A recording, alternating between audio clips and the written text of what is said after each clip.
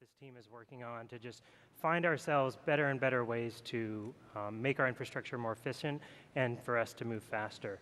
Now, I have one more thing that I wanted to talk about, which is last year when I was here, I talked about cold storage, and I talked about the challenges of how we need to think about this full stack optimization across hardware, software, network, data center for this just massive amount of data that all of our businesses are accumulating and needing for all of the applications that we are trying to build.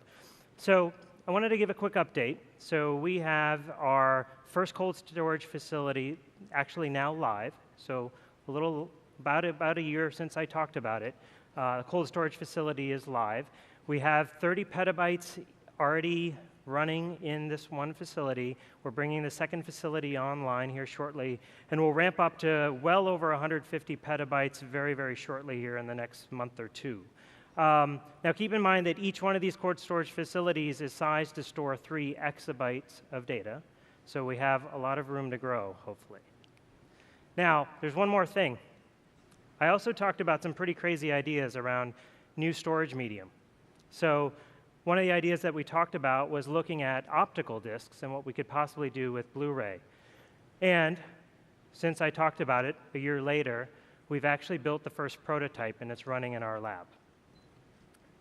And they're showing the version that was in our lab yesterday.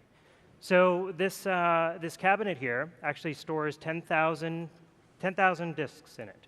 It's about a petabyte of storage in aggregate, and we have plans to get it up well over 5 petabytes in each rack.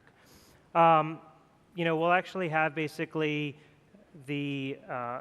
about sort of 50 years of data durability on this device for any of this really, really long-term cold data that we need to have stored for Facebook. And it'll be about 50% reduction in our costs over cold storage, and it will be an 80% reduction in energy consumption on top of what we did for cold storage, right?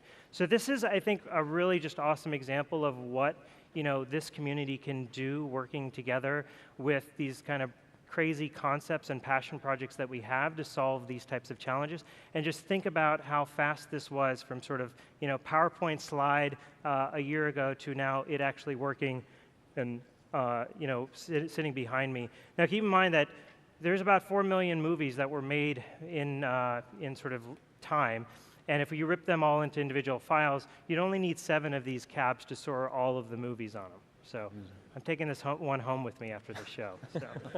All right, so to wrap up here.